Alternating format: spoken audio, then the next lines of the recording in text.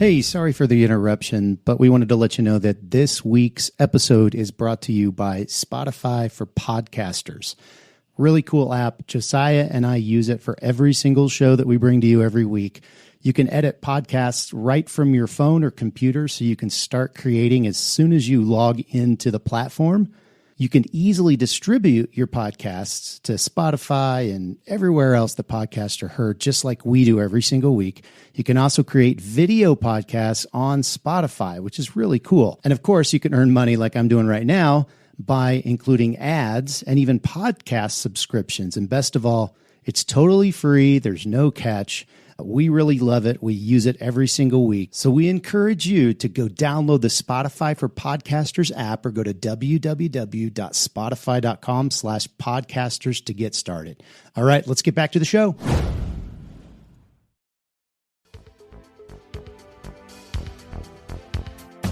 Radical! Welcome to this week's episode of the Print on Demand Cast. Each week, join the gnarly Travis and Josiah as they provide insight into the print on demand industry and equip you with the totally tubular tools, advice, and strategies you need to achieve success and hopefully have a few laughs along the way. Now on to this week's Totally Tubular Show. Hey everybody, welcome back to another episode of the Print on Demand Cast. Now this episode is going to be a little bit different from ones that you've heard in the past. Travis, my co-host, my co-pilot, my co-captain, is on vacation with his lovely wife. Yes, we do give Travis a break from the grueling schedule of recording the Print on Demand Cast. But no, seriously, a long overdue vacation for he and his wife. Get some time away. I think their theme park in Orlando, I don't know what their itinerary is. He doesn't share it with me for fear that I would show up and crash the party, which isn't an unfounded fear, because I would love to be in Florida near a beach or in a theme park. But I am here recording the intro for this podcast. There's not going to be a point of interest this week other than the fact that Travis is probably fast passing his ass off. Fast passing his ass off. Try that 5 times fast. Travis is fast passing his ass off. Yeah, I think I nailed it. Try it at home. Let me know how it goes. Post in the group. But no point of interest. What we're going to do is we're going to throw it back to episode 20. One of our first guests on the Print on Demand Cast, Robyn Johnson, joining us. It was the beginning of season 2. That sounded like a story. It was the best of times. It was the worst of times. But seriously, it was one of our first guests, beginning of season 2. First episode we recorded in 2021 with Robyn Johnson. It was called The Business of the Business. We Travis and I talk about this a lot, whether it's a side hustle right now, whether it's a hobby, whether you're outsourcing, whatever it is, whether you're drop shipping, it's always good to treat it like a business and have a plan and have a game plan and kind of future cast your growth, whatever that looks like for you. Very, very important. And Robyn is a wealth of knowledge in that area. She's super awesome, really great conversation, and again, the knowledge that she has is so incredibly vast, and we need to have her on again. So maybe this will prompt a re-invitation for inviting Robyn Johnson on to have another chat, talk about something else that she's an expert in, talk about how things are going for her and her business. It'd be really, really exciting, but it will definitely help your business to hear this episode from back in episode 20 of the Print on Demand Cast, back when we were just a wee child of a podcast. But here we are, folks. We're going to re-air it for you. And then next week, we will be back with new, fresh content and an update from Travis fast passing his ass off in Orlando. And if he didn't get a fast pass, when he hears this, he'll regret it because now everyone's expecting him to have fast passed his ass off. So enough of that and those ridiculous tongue twisters. We're going to go right now to the main event, our interview from episode 20 with Robyn Johnson.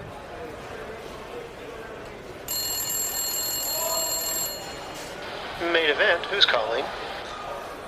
Well, Travis, this week, the first episode of 2020, we have a guest, an interview to do for the kickoff of season 2, which is awesome. I'm super excited about it because you and I both know this person. You know her more than I do, but I'm super excited to get her insight and to get her knowledge into what it means to kind of build and plan your business. So we want to welcome Robyn Johnson to the show. Robyn, thank you so much for taking time to join the two of us. Oh, thank you so much for having me. I love getting to share and what we've learned. I was thinking about it's been over a decade now. I'm selling online, and it's been a fun, crazy road. But I'm excited to get to share what I've learned over those years. Yeah, Robyn, we're really excited to hear from you as well. We've known each other for probably 5 or 6 years now. We kind of initially got to know each other through the Facebook world, and then through Amazon, and a lot of mutual acquaintances, and then ended up getting to share a lot of time together at different conferences. And I even hired you to help me in my business a few years ago. I'll share a little bit about that in a little while, but I'd love for you to start by telling our listeners, kind of your history in e-commerce and then why people should listen to you, because our audience is mainly, print on demand people. And I know you have some experience with the print on demand industry, people who are in it. But your knowledge is a little more broad. So I just want to speak to that, right off the bat. Why should people that are doing print on demand listen to you if you're not actually actively doing print on demand day in, day out? So I'll start with kind of a little bit about my history and what we're doing now. And, a lot of people who are successful online and they have a course or something along that, they're like, oh, when I was a kid, I had so much hustle. I did a lemonade stand and I sold all these things. I hated selling anything. Like I was in like the least capitalistic position you can have. I was a youth pastor. So, but my son, he got sick, and there was a point where they were testing him for like Job's disease, like Job from the Bible, because they couldn't figure out there's a disease that's named after that. And the test was going to be like $3,000 or something. And my first thought as a mom wasn't like, yes, let's go do it. It was, how do I keep my kid alive and not lose the house? And so we were doing like the Dave Ramsey thing, and I couldn't even afford the Dave Ramsey like $100 Financial Peace University. My friend paid for it because we didn't have any extra money. And about CD6, he talks about extra income, and there was this story about this woman that was like selling strollers on Craigslist. And I was like, I could do that. And I took 520s out of my emergency fund, and we started from just buying things on in garage sales and selling on Craigslist. I started to move quite a bit on eBay. At the peak, we were doing about $40,000 a month on eBay. We moved to Amazon. We were selling in just under 3 to 4 years, we built a 7-figure business from that $100. We didn't have access to $20,000 in credit cards because our credit was bad because we had no money for so long. So we started buying things, reselling them. We started doing wholesaling. As we started to grow, we started also coach 6, 7, and 8-figure sellers, helping them be more profitable, helping them to kind of watch their margins, understand business a little bit better. And that, working not only with my own business as it grew, but also working with, hundreds of other people's businesses as their business grew, really gave me a deep perspective into lots of different kinds of niches within e-commerce. And there always are some things that are very specialized, but there are some things that are very general and things that I find that no matter where people are, that these can be hang-ups. And then in the last 4 or 5 years, we've kind of been transitioning from reselling ourselves to working as an agency. So now we have a digital marketing agency that specializes in Amazon. So we've been eating, sleeping, breathing Amazon specifically for over a decade, but we've been working with all sorts of different e-commerce businesses. So everything from, the scrappy seller that that you look up to might have hired us, to, the brands that you see in Whole Foods and Home Depot and Lowe's and Ace Hardware. Those brands have come to us for advice too. So I'm, it's been really, really fun. And I've had a chance to do some really things that I never would have thought. I got to speak at Harvard for Women's Entrepreneurship Day. Wow, that's amazing. Yeah, it was pretty cool. I spoke with Ty Lopez, like not the same day he spoke there too. I was like, that's so weird. And then I write for Search Engine Journal. And then if you're outside of the Amazon space, you probably know SEMrush. I have a course that's coming out with them on their academy probably in the next year. Wow, that's cool.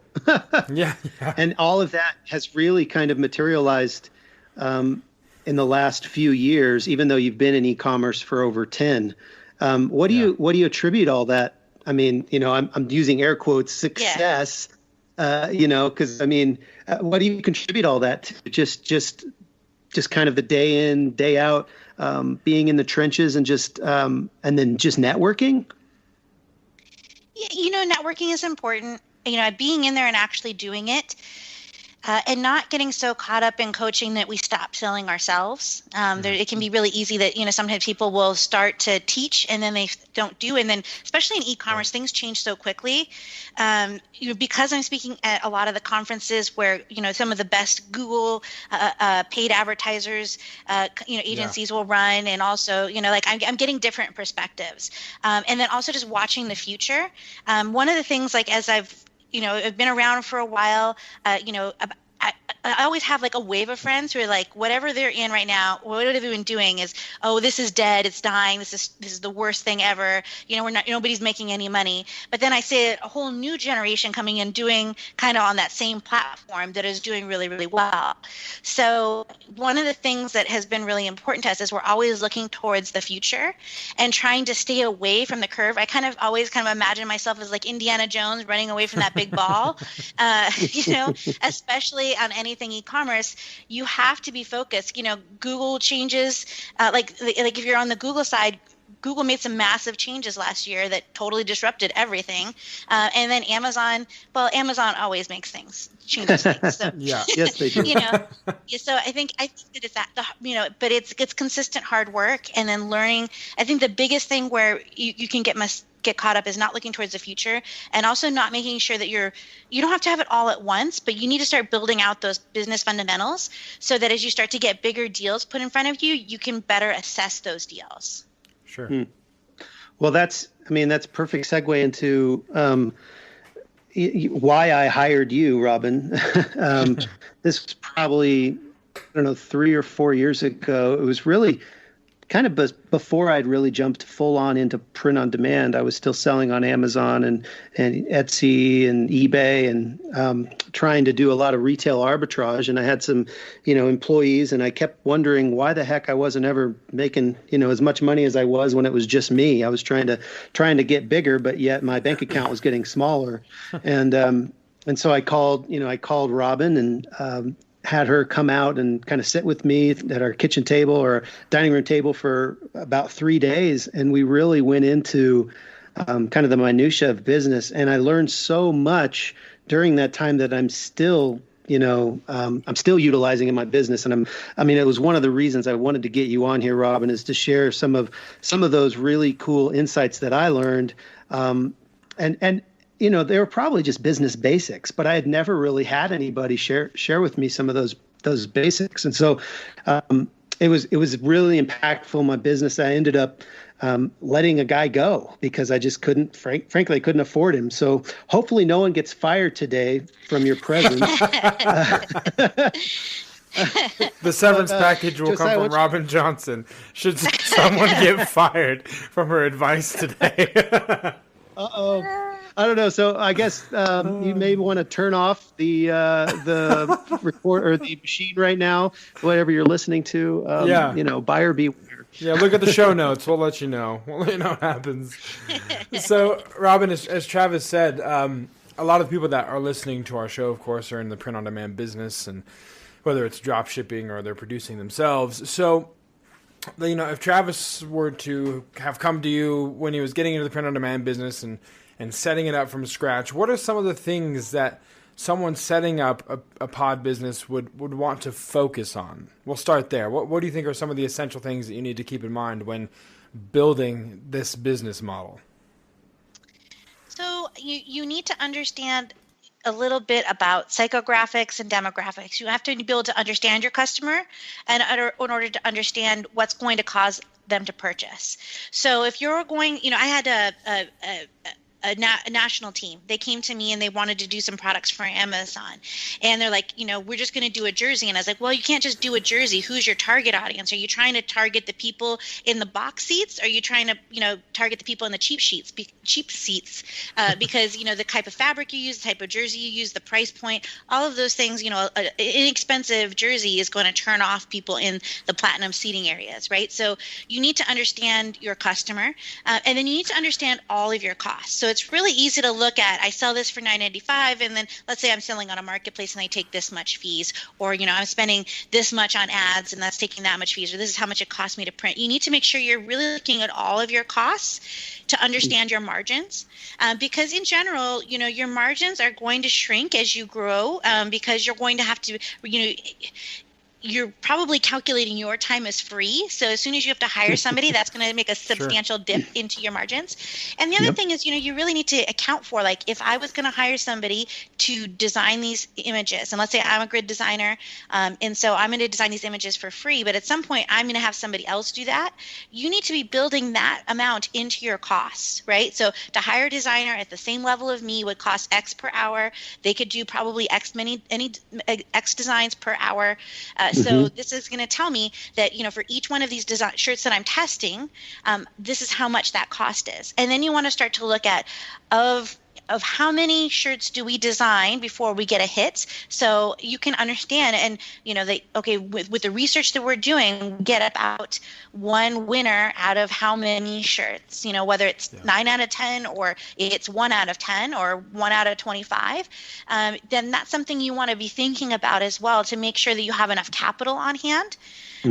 And one of the big differences between print on demand and let's say you creating the inventory and holding yourself. So let's say somebody's going to actually run a traditional manufacturing piece. You really need to think about the cost of carrying multiple SKUs and multiple sizes and multiple colors is really, really cash intensive. So, especially if you're trying to make that transition, or if you're like, oh, I'll move one way or the other. One's not inherently better than the other. It's just that they have different concerns. And so if you're holding that inventory, you need to think about cash flow significantly and how you're going to move those slower moving items. And that also means you're going to have to get really into the data, really understanding what sells. You're going to be able to throw less mud against the wall. You're going to have to be a little bit more scientific. Whereas, if you're doing print on demand, you have a little more flexibility to try a lot of different things, but you have to make sure that you don't get so distracted in trying a lot of things that you don't actually start to distill what is really working for you. I love that. I love what you said at the beginning there, talking about taking all of your individual costs into account, because we're on Facebook, in the Amazon communities, and or e-commerce communities. You always hear people talking about the revenue, and I made $100, and they say I made $100,000 this month. And what they mean is that I had $100,000 in revenue. and it's a very, very different thing, isn't it, Robyn? It is. And, and even if you've had really good success, let's say you got to 100,000 and you made 60. There's a temptation to say, okay, well, I'm going to try to get to 300,000 in gross revenue. When you make that goal, the top line revenue, you will start to make sacrifices on the bottom line. You'll hire more people, you'll get a bigger space, you'll get more overhead, and you'll forget that 300,000 is not going, even though that's a 3x from 100, you're not going to 3x your earnings because you have so much more overhead. And so your overall net margin is going to shrink. So you want to make sure you're being intentional, right? And so you're thinking, okay, if I want to get, instead of saying like I want to get to 300,000 in revenue, you didn't start your business so you could brag on Facebook to people that you didn't know at the time about how much gross revenue you're making. That wasn't why, right? It was because you wanted to be at your daughter's dance recital, or you wanted to go on vacations, or you wanted to sail around the world. So it's important that you build a business that will actually support the end goal that you wanted. So if you wanted to sail around the world, a print-on-demand business where you have to be chained to your basement printing things every day, probably not going to get you what you want. So you need to be thinking about, is the business that you're building now going to be a prison cell for you in the future? And is the business that you're building now, if I scale that up, is that really going to get me what we want? I had a client that came to me, multiple 7-figure seller, and he's like, I need to get this amount in gross in profit down to me. And I said, great. And I said, he's like, so I just need to grow. And so we did the numbers, and to grow, he would have had to get past like 10 million a year. I said, he's like, I can't do that. I mean, I barely see my kids now. There's just no way that I can do that. And, what we determined is if he increased his margin a little bit by making some changes here, it would be difficult. If he lowered his expenses a little bit here, maybe he did a little bit less of this, a little more of that, then by doing that, he would be able to get to his overall goal by not having to increase his revenue very much. It was really about kind of shifting the way that his revenue was working. So, and that's never going to be an easy path. It's going to mean a lot of change. And especially when you have a stable business, that change can be difficult because it feels like it's kind of like playing on the monkey bars. You have to swing and let go in order to get to the next one. And it is going to always feel like the world is falling apart as you're doing that. So just be prepared and make sure you have the right support for that. I'm sure people are at ease, or it's calming for them to hear that it's normal to feel like the world is falling apart sometimes. So I'm sure they get solace in that. So you mentioned a couple differences as far as if you're going to be a drop shipper or hire a drop shipper, if you're going to have your own production. One of the examples you mentioned was having to stock all those sizes and colors and variations and whatnot if you're going to do it all in house. What other differences that come to your mind should people keep in mind when they are trying to decide whether they want to have people drop ship for them or do all the production in house? So with dropship, you have to worry about things like, turnaround time. What experience are your customers going to get? Quality control. Yeah. You're going to have to worry about, is that person doing the job to the level that I want my customers to experience? Right. And that's going to be a lot of where the hiccups are. It's, communication, API feeds, web hooks. It's going to be a lot of things along on that nature. If you're buying the inventory, then you're going to need to think about, really managing for, like we talked about, sell through, but also should you buy 10,000 of those Glidden shirts, or should you buy, 1,000 at a time? Cindy Thomason, who wrote Profit First for e-commerce. She and I recently did an interview article for Sellerly, and in it, she talks about how there's a big temptation to go to buy the biggest amount possible because you get like 5 cents cheaper per shirt, or $10 cheaper per shirt. Sure. However, if that ties up so much of your working capital that you can't breathe for 6 months, or you end up taking on debt at 20% APR, you're not saving any money, right? So, especially if you're on physical inventory, one of the areas that people get strung out the most in is they end up borrowing money, and they forget that the cost of that interest is going to be eating into your profit and loss, even though it doesn't show on your profit and loss because that shows on your balance sheet. Yep, right. So you really need to be thinking about the cost, and when Cindy and I did a lot of stuff together, we also talked about like the economics of one unit. So kind of looking and saying, for my whole operation, all of my expenses per month are $1,000, and I sell 1,000 t-shirts. That means that to pay the guy that packs up the stuff and to, buy the ink that goes on the printer is $1 per unit for each of my shirts. And then starting to use that as kind of like a lazy kind of calculation when you're kind of daydreaming in the middle of the night about what you should be doing in the next month. Yeah, I know well that keeping me up at night, daydream about, and doing math in my head. And if this happens and then this happens, minus this, and then I can make millions of dollars. I think that's the entrepreneur in me. I think we all kind of have those thoughts and have a hard time sleeping in the middle of the night.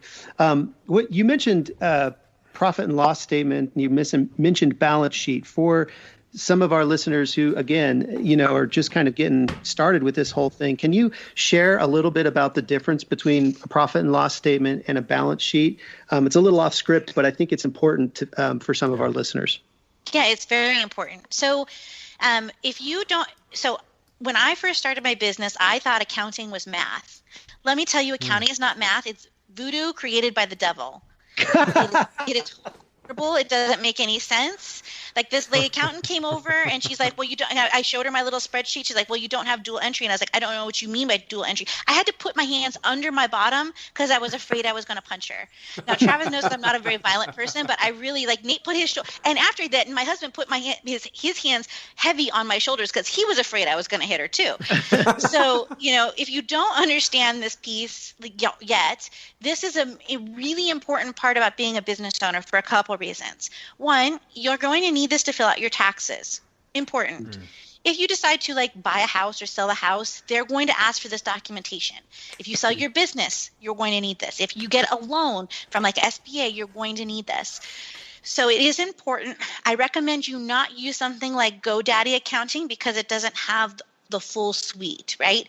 So there's a book called Fresh from the Lemonade Stand that you can buy on Amazon. It basically goes through how these documents work in a way that I could understand them, and it really broke it down. So Fresh from the Lemonade Stand, like an introduction to accounting or something along those lines.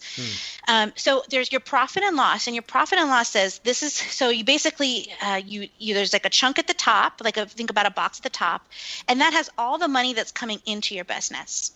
And then there's like a middle chunk that says, okay, these are your cost of goods. So like if you were buying your shirts, that's where the cost of your physical shirts would go. And then there's a bottom where it's your expenses, and that piece is where your cable bill and your not your home cable bill, but like your internet for your office, your lease for your place, or the software that runs your POD stuff. That's where all that's going to go. And at the bottom, there are a couple other things, and those can be a little bit more complicated depending, but basically it tells you like this is how much money you had. And when I first started, I thought that, the cash, like if I had $100 left in my bank account, then it should say $100 at the bottom. But that number at the bottom is actually not tied to your bank account at all. So It's just saying this is how much you have. And then there's a separate sheet, a separate piece of paper called your balance sheet. And this is how much money is owed to you and how much money do you owe other people. Right. And so let's say if you are not taking a salary and you're just taking money out of your account, what's called a draw, then that won't show on your profit and loss. And so it can make your business look more profitable than it really is. And that could be a reason why you don't have cash flow, even though your profit and loss says you should.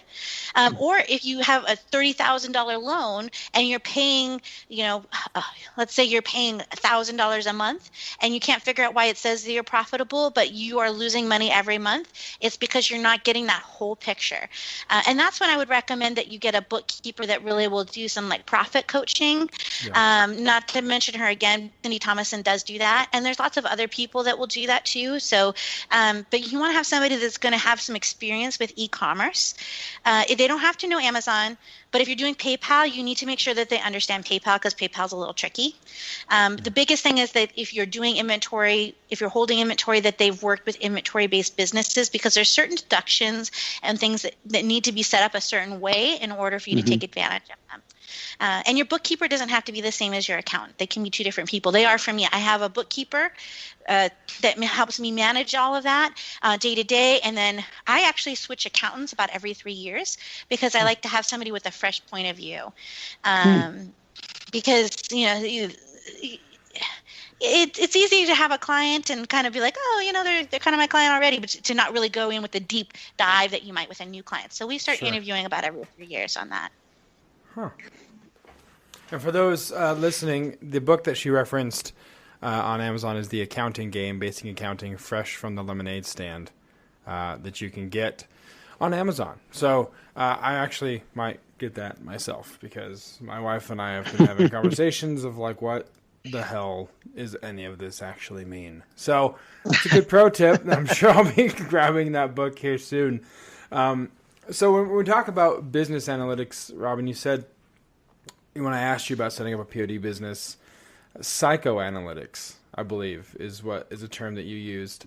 What kind of business analytics and what other kinds of things are important when building your business and just kind of trying to get all the data necessary to figure out where you are and where you need to go? Well, let's start with some business analytics, and then we can kind of go to the psycho stuff. You always want to keep the psycho stuff later in your life. Yes. But with the business analytics, it does come down to having either a good profit and loss or some other. So if you don't have a good manage of the way that money is flowing through your business, it's going to be difficult to scale profitably because you're not going to be able to know what levers are, like if I pull this lever, how did it actually show up? So like, for example, on Amazon, let's say that you have somebody who's just kind of dumping your bank transactions and doesn't really understand Amazon. The way that Amazon transactions work for most sellers that have like the every 2-week disbursement is it looks like 1 month out of every year, it's going to look like you made $1 bazillion because 3 payouts end up in that 1 month. you didn't really make $1 bazillion. So you could spend the next 4 months chasing your tail, trying to figure out what you did that month that made your sales so good. Sure. And then you're going to have a couple months where maybe because of the way that the dates line, maybe you only got 1.5 or something along those lines. And so you need to make using something to make sure your transactions are really lining up, and making sure your expenses are really lining up. So this also means really understanding as you're advertising. Most people with POD are having to do some sort of ads. Sure. You really need to understand the cost of your ads, and this includes understanding what your average learning time and what your average ROAS is during the learning phase, and what your average ROAS is specifically once that learning phase is completed for that platform. You need to kind of have that built in, that we're going to spend $6,000 on ads for this particular product line. We know that the first 1,000 that we spend, we're gathering data, we're getting in Facebook's algorithm to get us out of the learning mode. And so, we have that adjusted and accounted for. And it's also really important that you're kind of monitoring your labor. Monitoring your labor is going to be most important if you're doing POD. Monitoring your inventory is also going to be important if you're doing physical products. So I think understanding those pieces, and then understanding tracking, how many do you sell, which are actually selling the best, which took off the fastest, and trying to build halo out product lines based off of that. Psychoanalytics is basically, you've heard of demographics, right? So psychoanalytics takes it a little bit further. So instead of just saying somebody makes $70,000 a year, they live in Texas, and they have a college degree, we say that this person, is a evangelical Trump supporter who doesn't work out or drives Chevy trucks. And so it helps you identify what are the internal motivations. So, for example, if you did a shirt with a big Chevy truck on it, right? And then you had Nancy Pelosi standing next to it, that shirt probably is not going to sell well, right? If you have, if you try to sell shirts in Wisconsin to people with the big Dallas Cowboy blue and white star, probably not going to sell well. There's certain things, and I don't know much about sports, so these are probably not great analogies for me to give, but for Disney people, you can be trying to do a shirt for Disney lovers, and you might not realize that, that particular character is only in a franchise that's related to Disney or Walt Disney World. And so only people who know about Disney World are going to appreciate that. And so you've eliminated a massive amount of your audience by adding this other character onto your shirt. Yeah, I can see how that would be very useful. It's just kind of knowing, I think Travis, you and I have talked about this before. When, opening a business, you kind of, I think when even starting this podcast, we had this conversation of okay, who is the ideal customer? Who's the person that we think is going to walk in or find this podcast and press download, press play? So when building a business, it's kind of, having that same idea when you're creating designs. Who is it that we're going after here? Who's the ideal customer that we think would click buy on this particular design? Yeah, I would say though, also, I think that that's definitely, and we even talked about this a couple weeks ago on our mailbag question when someone who did private label was asking about how should I do niche research, and one of the things I think you can get away with, I don't know if that's the best choice of words in print on demand, is going really, really wide. And not worrying so much about the niches and just trying to cover all of them, and going so far wide that you're kind of on every street corner, and you're not as worried about your specific demographic. Forgive my ignorance, Robyn, but I wonder, is there a philosophy of business that embraces that methodology, or is that just kind of nuanced towards the particular type of business we're doing in print on demand? So there's a reason why Glidden Shirts doesn't just put a random, like an infinite amount of design. They could put all those designs on themselves, but they don't for several reasons. There's nothing wrong with going really, really wide, but you're not going to be as efficient, right? Because you're going to be making a lot of designs that don't sell. So the wider you go and the less data you're managing, the more designs you need. Now, at a certain point, especially when you're learning and trying to identify, I think that can be really valuable to have enough corners for you to identify what's right. But especially as you mature, it would be important to be able to have a little bit more of a psychographic on some of your main products, even just to identify what platforms you want to expand to. Right? So if your audience is 60 plus, expanding into Instagram's being able to purchase, with a swipe up, probably not going to get you great results. Right. So it would even help you identify where you're going to push some of these things. So, if you have an older audience, that maybe you're not going to focus as much on social media, but maybe you do focus on Bing shopping because you know that a lot of people are going to end up on Bing because they don't know how to install another browser. And so you focus on that. So there are a lot of things that would not only affect the kind of like where you advertise and how you advertise. And if you can delve into a couple of niches and understand them really well, then you can make shirts that sell a lot. So you want to be wide enough where you're able to get a lot of buyers on that one shirt, of course. But you want to make sure you understand the niche so you're creating shirts that really motivate people to share, social share. Because if you can get people to, like I bought Perry, our friend Perry, a shirt, and it said Star Trek, but it was in the Star Wars font. Like you have to be into like the nerd world to know like why is that funny? Like a non-nerd doesn't understand why that's funny, right? So in order to get like this shirt, and he was like, "This is the best shirt," and he shared it on social, that he bought this shirt, and I bought it from one of the websites that are out there. So there are some benefits. Like if you look at some of the things that like, if you look at like busted tees and snorg tees and things along those lines, a lot of them have delved pretty deep into specific niches. And I can get shirts that like, I got a shirt that has like a bunny on top of a bunch of skulls and it says run away. And like, I get a lot of weird looks when I wear that. People are like, what the heck is that? And then some people are like, run away, because they know that it's a Monty Python reference. But there's only so many of us, right?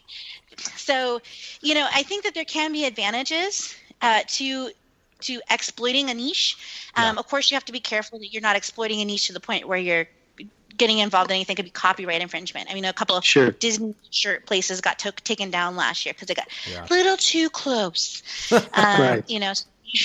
You do have to be careful, of course, in the intellectual property piece. And if you're new and you don't understand intellectual property, I would say like you should really like at least understand the basics of it so you have an idea of how to not get in trouble.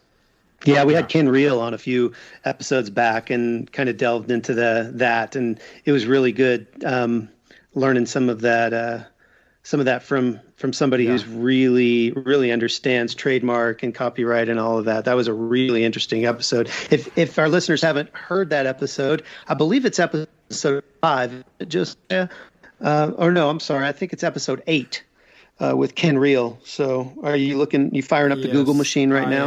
I am. No, I figured the Google. It is episode 9. Episode 9. Oh. Licensing and copyright. You weren't even close. I know, I wasn't even close. This is why he needs me. This is why I'm here. I'm his Google machine / independent fact checker. It's true. It's totally true.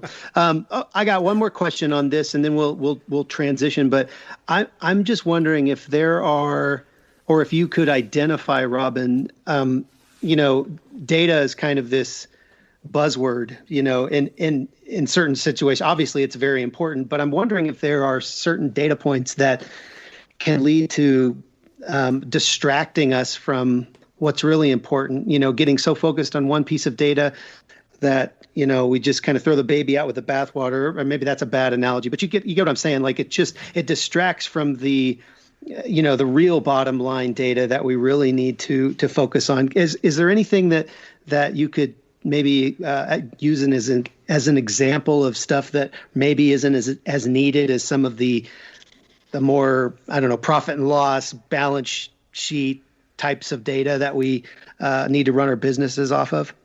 So, all data can be kind of like a Jedi. It can go to the dark side, it can go to the light side.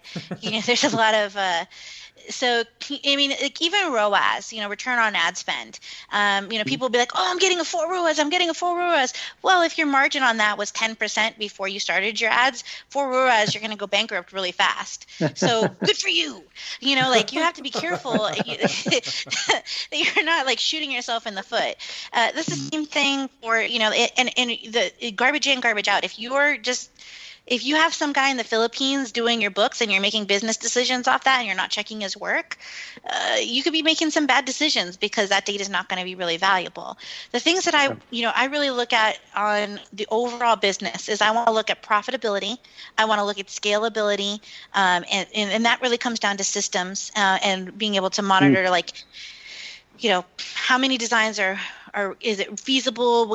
Can we increase, our shirts, the number of shirts that we put out, 5% by, having them use this process instead of that process, or by, oh my gosh. Yeah. So, because you can change. Yeah. I was just going to say, I feel like we've done our audience a huge disservice because we really haven't talked about SOPs, standard operating procedures, and that was one of the biggest takeaways. And maybe we'll have you on later to talk about SOPs, but those were some of the biggest helps in my business and really drilling down into standard operating procedures. But what I'm hearing you say is, as far as distractions, you're really saying that any part of the data can be a distraction because the data is only there to serve the bigger picture in the first point. And if you're not looking at it as the big picture, any part of the data can be a distraction. Yeah, like when I look at my data, there's certain data points that I look at on a regular basis, like, maybe daily or weekly. But then there's bigger pieces of data that I'm going to look at on an overarching, maybe like a monthly or quarterly basis. Mm-hmm. So, you want to look at your ad performance probably 2 to 3 times a week. For first ramping up or you're brand new, you want to look at it more often, but not change stuff so often that it can mess up the learning algorithms a little bit. So you want to make sure you give things time and make sure you understand how those reporting things work, like especially on Amazon. But you want to look at profitability and then things like conversion rate, things like ROAS. I know that people make fun of Amazon because we use ACOS instead of ROAS. Not to get nerdy again, but I kind of talk like ACOS is kind of like the Ewoks of the Amazon space. Depending on when you got in, you think it's the best thing ever or the worst. So ACOS, but it includes like the cost of the sale. So it's a little bit easier to identify profitability. So don't get too caught up in ROAS. Start looking at kind of, if you can switch it into ACOS, is a really easy equation. You're basically just flipping it upside down. Then that can be valuable even if you're using Facebook or, Google Ads, other ad mediums. So, I think looking at which of your shirts are getting the best conversion rate, which of your shirts are doing the best on ads. And then if you are building an audience and you find a shirt that does really, really well, making fun of something, then you can now expand out and create more shirts like that. And you know that if you can segment your list on kind of what niche they bought in, then you can show them more shirts, which is why I think Busted Tea and Snorig and stuff, they do so many of those they have gone down so far down that nerd rabbit hole, is because they can keep selling shirts to me over and over again. Because I'm just a nerd and I will keep buying nerd shirts until I die. Customer for life, literally. Yeah. So, Robyn, we, of course, are in the beginning of 2021. 2020 is in the review mirror now. And so is there anything that we need to be focusing on or business owners need to be focusing on to close out 2020 as we go into 2021? So if you're running Google Ads, you need to go back and really check your stuff, because the changes that they made in like hiding in like the hidden queries and some of the things, if you're looking for somebody to follow in that area, Nava Hopkins, Navah Hopkins, she is awesome on ads. She writes for Search Engine Journal, and she posts a lot of really good stuff. Twitter, I find like PPC chat, following PPC chat on Twitter is a good hashtag. And then there's also marketing Twitter is that new hashtag that I follow on Twitter. So you need to really be looking at some of those changes. I would say the first thing you need to do is you need to look at the overall health of your business and identify 2 weak points, 2 sieve points where money is leaking out of your business, or that you're not making as much money, and focus on that. And then also take a look at your current marketplaces, websites, ad strategy, and say, okay, looking forward, this is where I see people are going to struggle. So I was kind of relying on PBN and private blog networks to kind of rank organically for certain things. Now, not as effective. These, in order to rank well, I really need to learn more about eat things on Google. So, depending on where you're selling, you need to look at kind of where the changes are and just stay a little bit ahead. There were so many changes last year, and there's been such an influx of online shoppers that it's a high tide. So you just need to be careful to remember that this is a high tide, and the tide will ease back a little bit. It's not going to go away. But, real stores will open, and then people will go to Ross again to buy shirts. So you do need to be thinking about that and making sure when the blasphemy. Yeah. My sister's going through like Ross withdrawal. She's like, do you think we can go for just a couple hours or for just an hour? I was like, no, you can't go at all. No Ross. TJ Maxx. That's hilarious. Yeah, you just need to be looking. I think the biggest thing is, and not to get so caught up in what What's It is doing, like the fancy guy with the big car that you see in your Facebook groups. Like, don't worry about what he's doing. Worry about how you keep your business profitable. Because here's a hint: his business might not actually even be profitable. Yeah, right. Yeah, exactly. That's a huge distraction for all of us, I think. And it's if you can win that game right there and not play that comparison game, I think you're winning at that point, because it's so easy, like you said, just to see that guy's quote success when he posts his revenue numbers and says that he made $100,000 in Q4, and you're like, oh man, I suck, I'm no good, I'm never going to get good at this, and because you're seeing all of your issues, but you're not seeing any of their issues, and I think that's a huge point that you bring up there, Robyn. So planning for 2021. I know you're huge on planning, and we could talk about SOPs here. There's a lot of other things. There's specifically strategic planning. We're going to be doing probably several hours at our business with our whole staff on strategic planning, specifically going through different parts of our business, identifying pain points and a lot of those things. Are there things that you could kind of, in a podcast form, share with our listeners that would help them plan for 2021? I mean, you already said, pick 2 things that you want to kind of fix, but what can you do with those 2 things? What are some ideas that, that our listeners might want to implement in 2021? So I like to set goals, and I'm going to move from Y to X by when. So I'm going to move from, from Y, from $10,000 a month to $70,000 a month by December. And then I also add like little caveats, which I can't remember which book I got that from. I stole it from somebody. I'm not a genius like that. That's, nothing's new under the sun. I had a couple caveats. So like I said, I want to move my monthly revenue from this to this by December. And then I said, without increasing my expenses or taking on any new debt.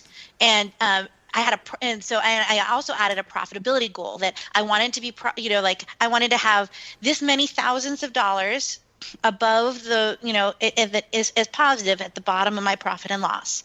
And so then what I do is I say, okay, so I'm imagining it's December 31st. We're getting my New Year's hats on and getting ready to head into 2022. And I think back and I'm interviewing myself and I say, self, you did awesome this year. Tell me, self, How did you do it? And I say by November 31st, I would have brought on X more clients, or I would have grown my email list to this amount.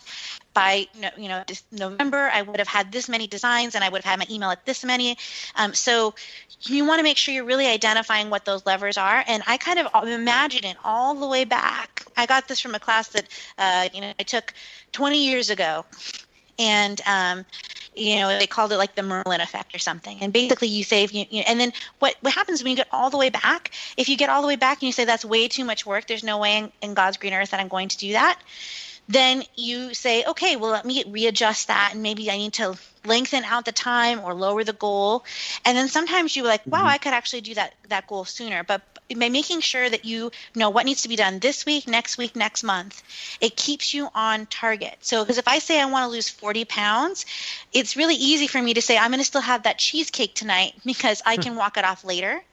But if you say I want to lose 1.5 pounds this week, then I'm really counting my calories and being a lot more careful. So you want to kind of take those same things. A couple of really good books: Clockwork by Mike Michalowicz, Pumpkin Plan if you use a lot of clients by Mike Michalowicz, Rocket Fuel if you're over a million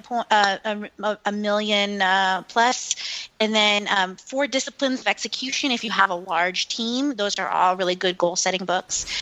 Getting Things Done by David Allen is a good one for beginners. If you don't want to get too, if you're still a solopreneur, that's a really good one to get started with.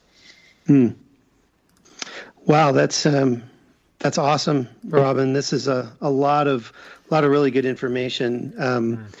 I think what I'm hearing, kind of the overview of this, is there really are a lot of different parts of your business that it's important to keep track of. And so I know we've gone on for a while. I'm wondering if there are, 1 or 2 tips, or I know you've given us a whole podcast full of tips, but I mean, like something that more specifically to somebody who we've had a couple of listeners that have written in and, said, hey, I'm just beginning. I just bought a printer and a press, and I'm going to start pressing mugs in my basement.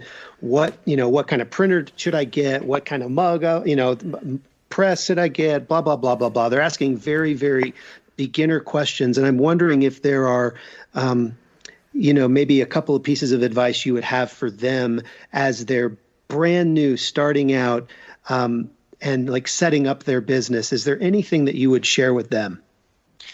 So for beginners, I would say I want you to write this on a big Post-it note and just put it on your thing, on your computer. And it's just going to say fastest path to cash.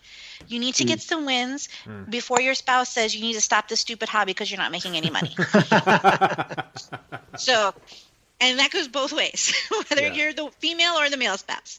So you need to learn how, and once you get those first couple sales, it will become real for you and you will take it more seriously. You will approach it differently. So I want you to not focus on what's the exact right printer, but what can get me cash in my pocket as quick as possible, and let me focus on that. Once I've identified how I can start to make some money, then you're going to continue doing what's making you money. And then you can have one shiny object. This is one. This doesn't mean 6 courses. This doesn't mean you're going to buy 7 sublimation printers of 7 different types and you're going to do all these different things. You're going to start with I'm going to be one step above the people in the Cricut groups that are putting things on mugs. So one step above that, right?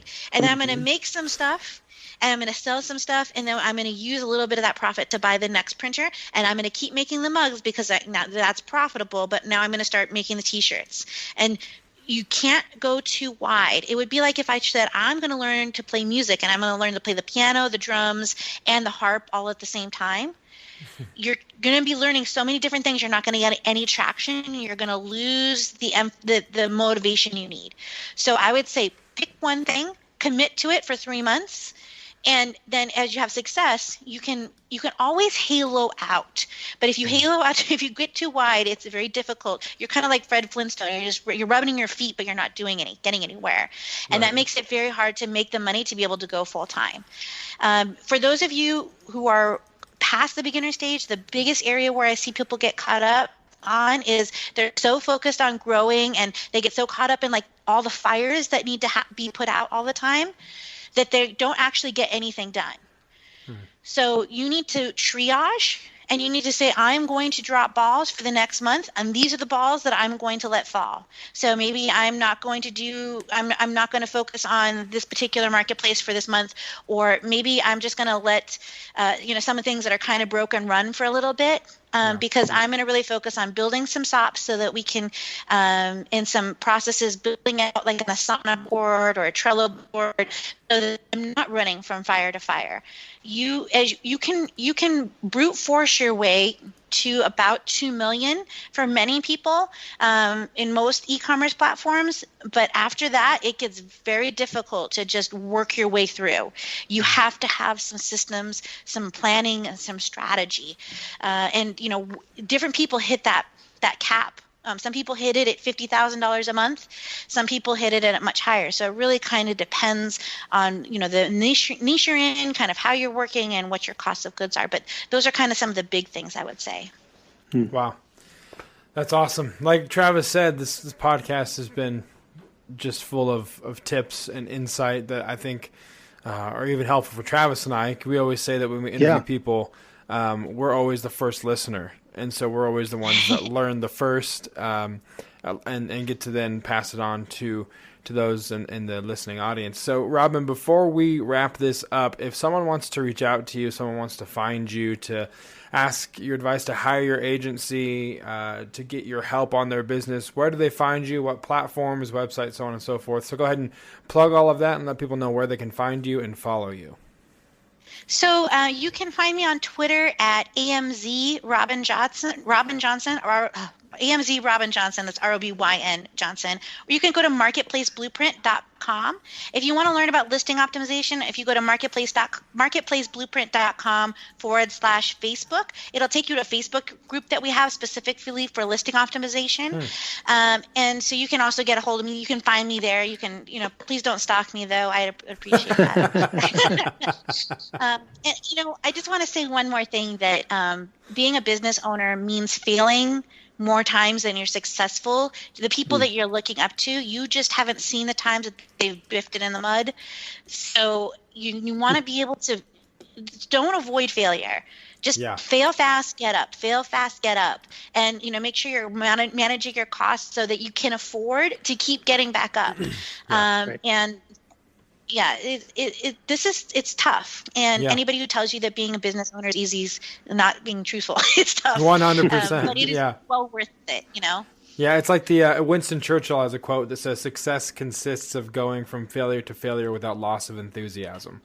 And I think that's very applicable when you're running your own business. Is like you said, it's going to happen, and you don't see the failures when you're looking at someone's curated moments of perfection on their Instagram or Twitter or Facebook and what have you, and their new cars and all that. So, that's awesome. Travis, anything else? Go ahead, Robyn. Go ahead.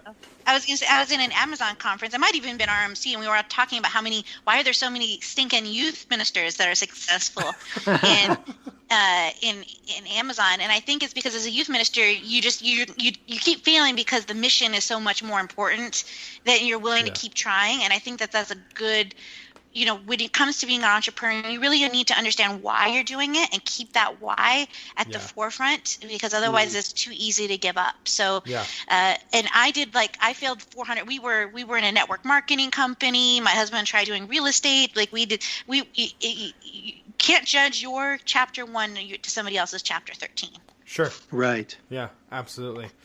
Yeah, I think, just sidebar before I kick it to Travis to any final thoughts. I think the only time that I've hung out with you, Robyn, was with Travis at RMRC, and we're waiting for pizza to be delivered to the lobby at like 2:30 in the morning, I think. And there was a group of us just starving because everything else was closed. So that was RMRC was always fun. I was not at my best in that moment, but Travis, anything else before we wrap things up? No, I just super happy to have you on the podcast, Robyn.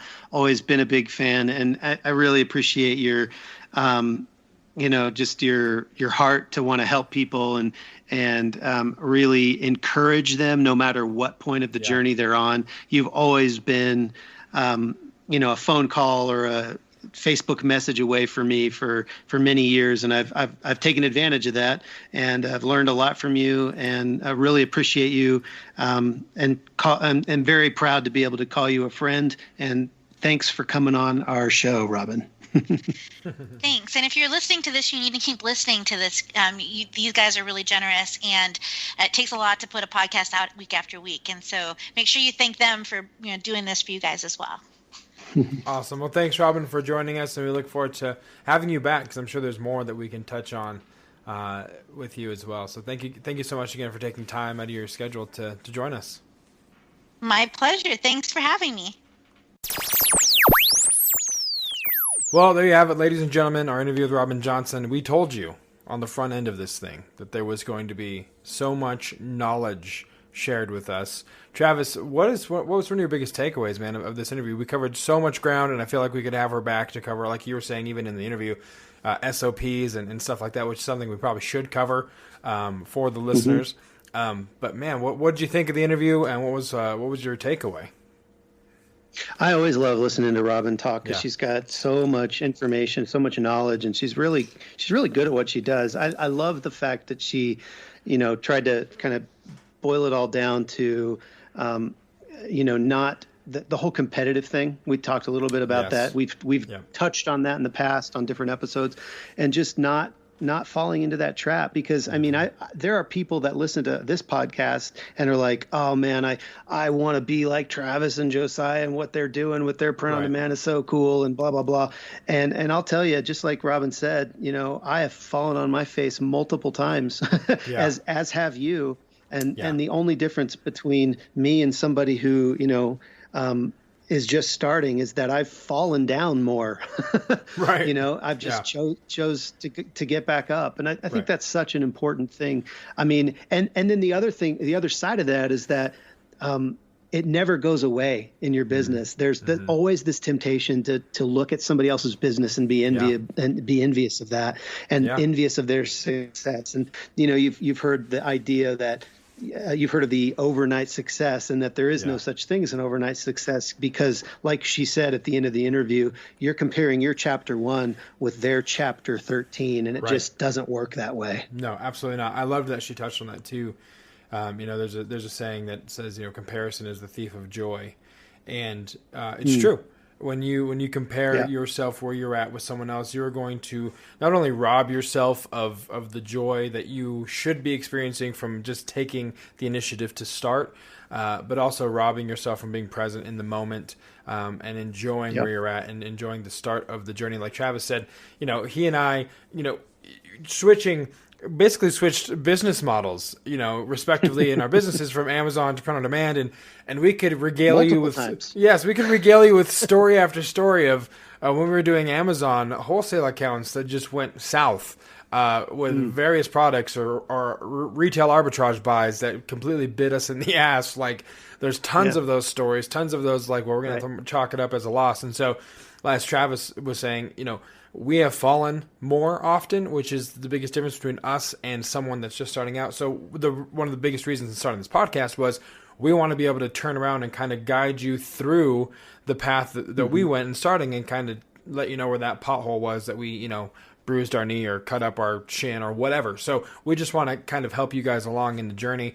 But comparison and trying to be on par with the person you see on Instagram or the people you hear in the podcasts. While it's good to have goals, it's not good to let those goals become comparison and then just kind of rob you from the experiences that you should be having. So I was really thankful she touched on that, because not a lot of people talk about that, because a lot of people who talk about sales and 1xing or 2xing, 3xing, and kind of tend to kind of paint it with a broad brush of glitz and glamour, but it's not always that way to get to that point. It's not. It really isn't. You're right.